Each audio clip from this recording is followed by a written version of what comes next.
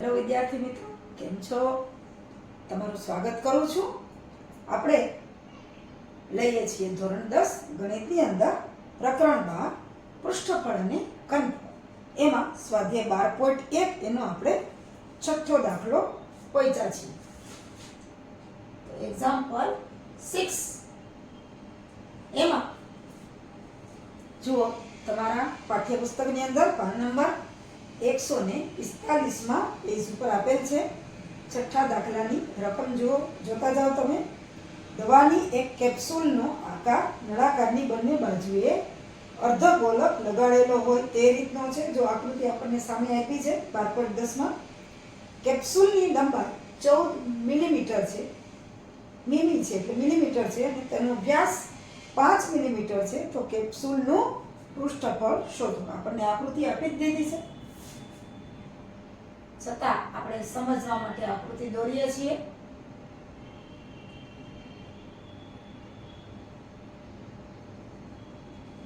આજુબાજુ અર્ધગોલક છે. કેપ્સ્યુલની લંબાઈ, કુલ લંબાઈ છે એ 14 મિલીમીટર છે. આ જે લંબાઈ છે એ 14 મિલીમીટર છે અને કેપ્સ્યુલની કુલ લંબાઈ બરાબર આપ્યું છે 14 મિલીમીટર અને આજુબાજુ જે અર્ધગોલક છે એનો વ્યાસ છે એ 5 મિલીમીટર. અર્ધગોલક છે વ્યાસ બરાબર 5 મિલીમીટર.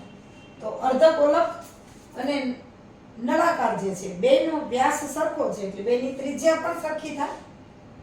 એટલે ત્રિજ્યા r બરાબર આપણને ખબર છે વ્યાસ ભાગ્યા 2 થાય. એટલે કે 5 વ્યાસ હોય તો ત્રિજ્યા છે એ 5/2 મિલીમીટર થાય.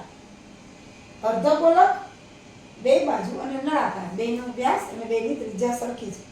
હવે કેપ્સ્યુલ છે એની કુલ લંબાઈ 14 મિલીમીટર છે, પણ આપણે નળાકારની લંબાઈ લેવી હોય તો બે બાજુ જે અર્ધગોલક છે એ અર્ધગોલક છે એની ત્રિજ્યા આપણે આ કુલ લંબાઈમાંથી બાદ કરવી પડે.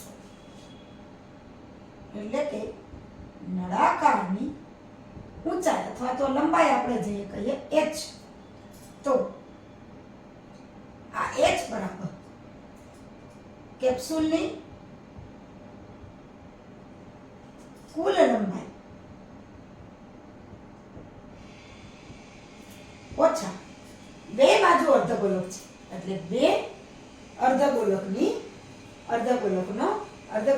ત્રિજ્યા 2 કૌંસમાં અર્ધગોલકની ત્રિજ્યા. તો આપણને કેપ્સ્યુલની નળાકાર કેપ્સ્યુલની લંબાઈ મળે, કારણ કે બે બાજુ અર્ધગોલક જોડે છે. તો h બરાબર કેપ્સ્યુલની કુલ લંબાઈ આપણને ખબર છે 14 અને અર્ધગોલકની ત્રિજ્યા છે એ 5/2. તો આવા બે છે 5/2. બે અર્ધગોલકની ત્રિજ્યા એટલે આપણને ખબર છે h બરાબર 14 - 2 ગુણ્યા 5/2. બે નીકળી જશે એટલે કે h બરાબર 14 - 5 એટલે કે h બરાબર 9 મિલીમીટર. આ h શું આવ્યું તો કે કેપ્સ્યુલની લંબાઈ. નહીં, કેપ્સ્યુલની નહીં પણ નળાકારની લંબાઈ h બરાબર 9 મિલીમીટર. હવે આપણને કીધું છે કે કેપ્સ્યુલનું પૃષ્ઠફળ શોધો. કેપ્સ્યુલનું પૃષ્ઠફળ શોધવા માટે નળાકારની વક્ર સપાટીનું ક્ષેત્રફળ વત્તા બે બાજુ જે અર્ધગોલક છે એ બે અર્ધગોલકની વક્ર સપાટીનું ક્ષેત્રફળ. એટલે કે કેપ્સ્યુલનું પૃષ્ઠફળ,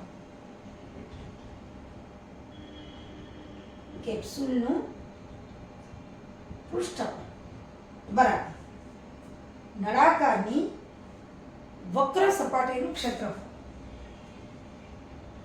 નળાકારની આપણે જે સૂત્ર કરી ગયા છીએ એ જ છે.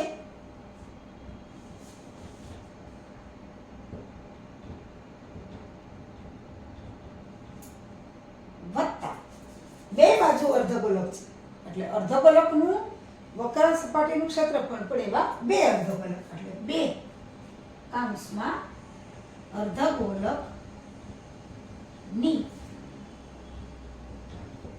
વક્ર સપાટીનું ક્ષેત્રફળ. સૂત્રો તો આપણને આવડે જ છે.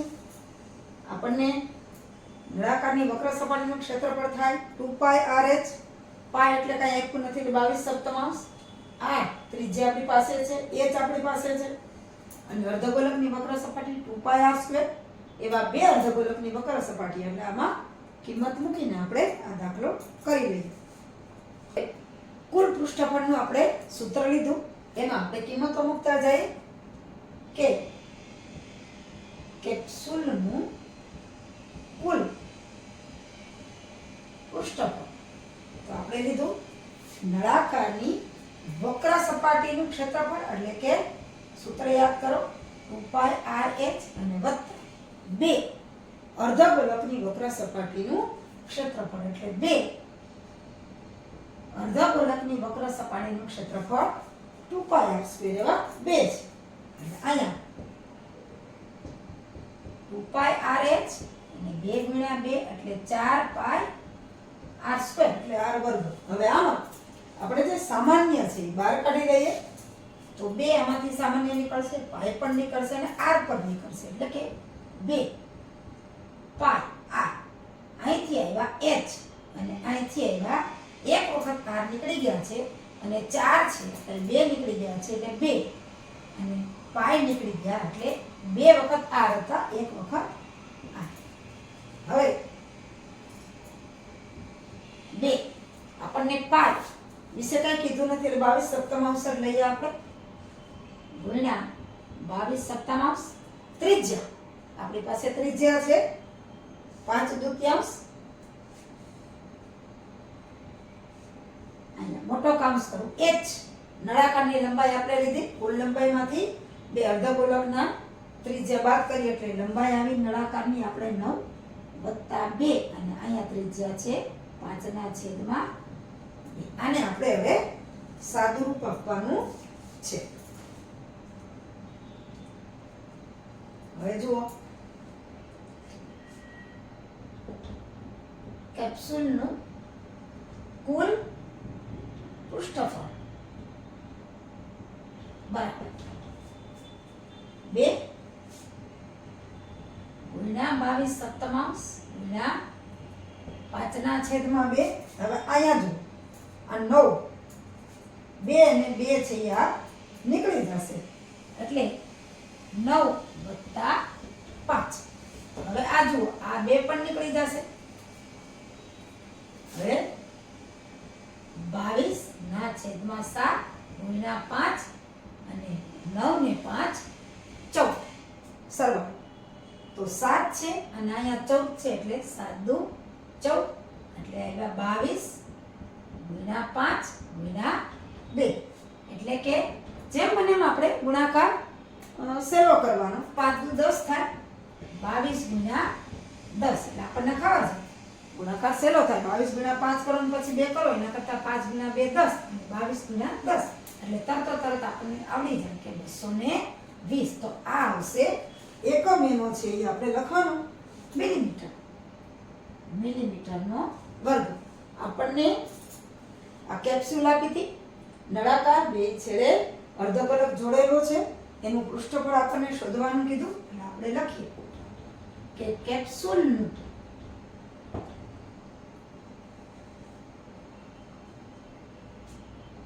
પૃષ્ઠફળ બરાબર 220 મિલીમીટર વર્ગ. કારણ કે આપણને એકમ મિલીમીટર આપ્યો છે એટલે આ જે છે એ આપણો જવાબ થાય છે. સૂત્ર આવડે એટલે અને સાદુરૂપ કરતા આવડે એટલે તરતો તરત દાખલો છે એ ગણાઈ જાય છે. બહુ જ સહેલા દાખલાઓ છે. હવે આપણે લઈએ છીએ 12.1 નો 7મો દાખલો. જો તમારા પાઠ્યપુસ્તકમાં રકમ આપેલી છે. એક તંબુનો આકાર નળાકાર ઉપર શંકુ મૂકવામાં આવેલો હોય તેવો છે. જો નળાકાર ભાગની ઊંચાઈ અને વ્યાસ અનુક્રમે એટલે કે ઊંચાઈ 2.1 મીટર અને વ્યાસ 4 મીટર હોય તથા ઉપરના ભાગની તિર્યક ઊંચાઈ કારણ કે શંકુ આકાર છે એટલે તિર્યક ઊંચાઈ આવે છે. આ તિર્યક ઊંચાઈ 2.8 મીટર હોય તો આ તંબુ બનાવવા વપરાતા કેનવાસનું ક્ષેત્રફળ શોધો. જો કેનવાસનો ભાવ ₹500 પ્રતિ મીટર સ્ક્વેર હોય એટલે કે 1 મીટર સ્ક્વેરના ₹500 તો તેમાં વપરાતા કેનવાસની કિંમત પણ શોધો. આપણે લઈએ હવે દાખલા નંબર 7. જો તમારા પાઠ્યપુસ્તકમાં પાના નંબર 145 અને અધૂરી રકમ છે એ પાના નંબર 146 પર આપેલી છે અને કૌંસમાં આપ્યું છે કે તંબુના તળિયાને કેનવાસથી ઢાંકવામાં આવતો નથી. તે ધ્યાનમાં લેવું કારણ કે તંબુ હોય એમાં નીચેનો ભાગ તો જમીન જ હોય. કેનવાસથી એને ઢાંકવામાં ન આવે, એમને ખુલ્લી જમીન જ હોય એટલે તળિયાનો ભાગ છે એનું ક્ષેત્રફળ આપણે લેવાનું નથી. હવે નળાકાર ઉપર શંકુ છે એવો એક તંબુ છે. તો આપણે સમજવા માટે આકૃતિ લઈએ.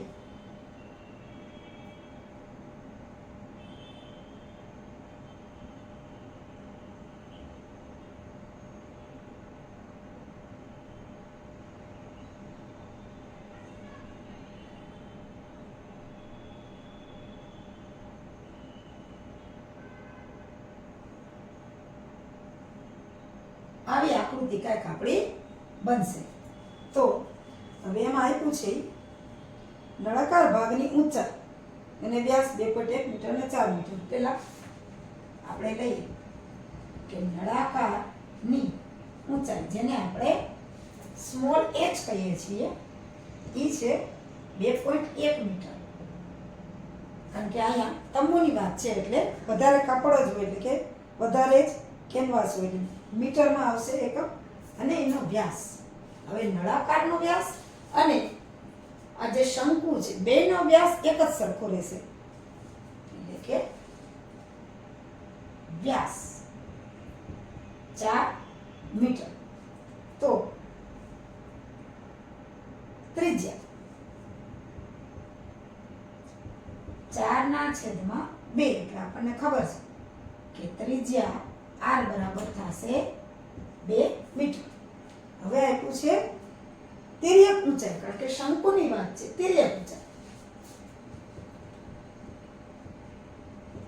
તિર્યક ઊંચાઈ જેને આપણે L કહીએ છીએ એ આપ્યું છે 2.8 મીટર. 2.8. હવે આ તંબુ બનાવવા માટે જે કેનવાસ વપરાય છે એનું ક્ષેત્રફળ શોધો. તો સૌથી પહેલા શંકુની વક્ર સપાટીનું ક્ષેત્રફળ અને વત્તા નળાકારની વક્ર સપાટીનું ક્ષેત્રફળ આપણે જોઈએ છીએ. શંકુની વક્ર સપાટીનું ક્ષેત્રફળ આપણને ખબર છે πr/l. એમાં પાઈ વિશે કંઈ આપ્યું નથી એટલે 22/7 r છે, l છે. અને નળાકારની વક્ર સપાટીનું ક્ષેત્રફળ 2πr છે. એમાં પણ 2πr અને h. તો તંબુ બનાવવા વપરાતા કેનવાસનું ક્ષેત્રફળ. તંબુ બનાવવા માટે વપરાતા કેનવાસ નું ક્ષેત્રફળ શું થશે? તો કે નળાકારની વક્ર સપાટીનું ક્ષેત્રફળ. નળાકારની વક્ર પૃષ્ઠફળ પણ કહેવામાં આવે છે પણ આપણે લઈએ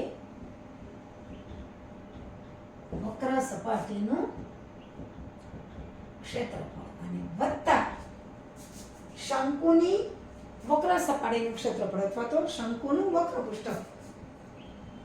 શંકુની વક્ર સપાટીનું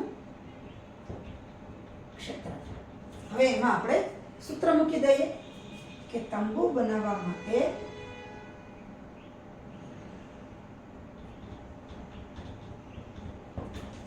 વપરાતા કેનવાસનું ક્ષેત્રફળ.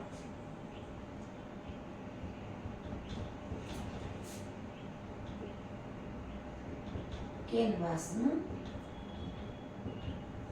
ક્ષેત્રફળ બરાબર નળાકારની વક્ર સપાટીનું ક્ષેત્રફળ આપણને ખબર છે 2 પાઈ r અને h વત્તા શંકુની વક્ર સપાટીનું ક્ષેત્રફળ પાઈ r અને l. અને આમાં આપણે કિંમતો મૂકી અને દાખલો છે એ ગણી લેશું. આ સૂત્રમાં કિંમત મૂકીએ તો તંબુ બનાવવા માટે વપરાતા કેનવાસ નું ક્ષેત્રફળ આપણે લીધું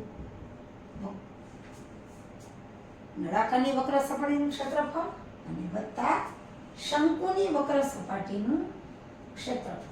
હવે અહીંયા જુઓ પાઈ અને r બેમાં આવેલ છે એટલે આપણે એને સામાન્ય કાઢી લઈએ એટલે કે પાઈ r અહીંથી કૌંસમાં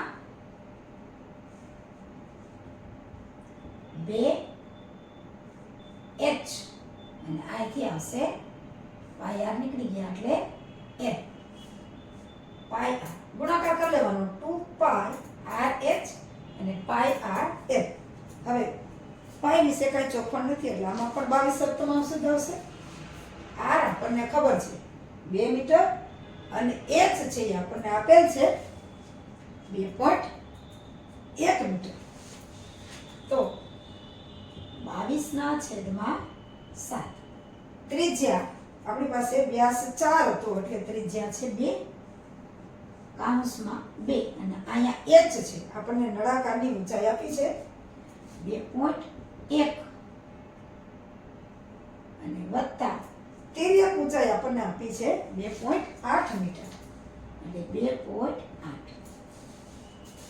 હવે આનું આપણે સાદું રૂપ આપીએ તો તંબુ બનાવવા માટે વપરાતા કેનવાસ નું ક્ષેત્રફળ જો 22 સપ્તમાંશ ગુણ્યા 2. હવે અહીંયા કૌંસમાં જોઈએ આપણે 2.1 ગુણ્યા 2 એટલે કે 21 ગુણ્યા 2 એટલે 42 4.2 અને વત્તા અહીંયા છે 2.8 બરાબર 22 સપ્તમાંશ ગુણ્યા 2. હવે આ બેનો આપણે સરવાળો કરીએ જે ગુણાકારમાં આવશે મોઢે થઈ જાય એવો સરવાળો છે 8 + 2 8 ને 2 10 ની 0 વધી આવી 1 4 ને 5 5 ને 2 7 એટલે 7.0 અને 22 સપ્તમાંશ ગુણ્યા 2 ગુણ્યા 7 એટલે આ 7 7 છે એ નીકળી જશે એટલે 22 ગુણ્યા 2 બરાબર 44 અને મીટર સ્ક્વેર. શું આવ્યું તો કે તંબુ બનાવવા માટે વપરાતા કેનવાસનું ક્ષેત્રફળ. તંબુ બનાવવા માટે વપરાતા કેનવાસ નું ક્ષેત્રફળ કેટલું આવ્યું 44 મીટર વર્ગ. હવે આપણને એમાં બીજો પ્રશ્ન પણ પૂછ્યો છે કે તંબુ બનાવવા માટે વપરાતા કેનવાસનું ક્ષેત્રફળ શોધો. આપણે શોધ્યું 44 મીટર વર્ગ. હવે જો કેનવાસનો ભાવ ₹500 પ્રતિ મીટર સ્ક્વેર હોય તો વપરાતા કેનવાસની કિંમત પણ શોધો. તો 1 મીટર સ્ક્વેર કેનવાસની કિંમત ₹500. 1 મીટર સ્ક્વેર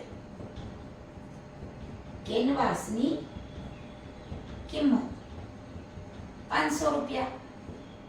તો આપણે કેટલું જોઈએ છે 44 મીટર સ્ક્વેર. તો 44 મીટર સ્ક્વેર કેનવાસની કિંમત. તો 44 ગુણ્યા 500.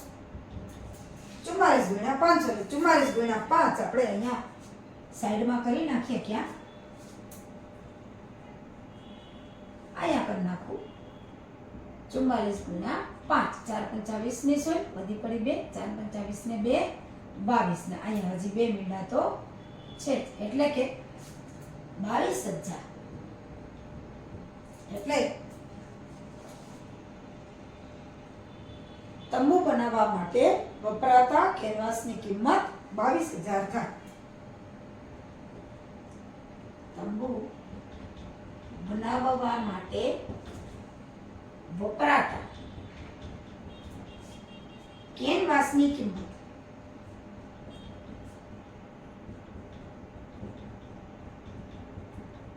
₹22,000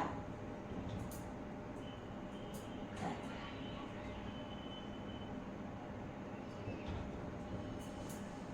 હવે આ દાખલામાં આપણે 2 પૂછ્યું હતું કે તંબુ બનાવીએ તો એનું વપરાતા કેનવાસનું ક્ષેત્રફળ એટલે આ જવાબ. અને જે તંબુ બનાવવા માટે કેનવાસ વપરાય છે એની કિંમત, તો એની કિંમત છે એ ₹22,000 આવે છે. આવી રીતે સૂત્રની આપણને જાણવું અને શબ્દરૂપ આપીએ તો સહેલાઈથી આ બધા દાખલાઓ ગણી શકાય છે.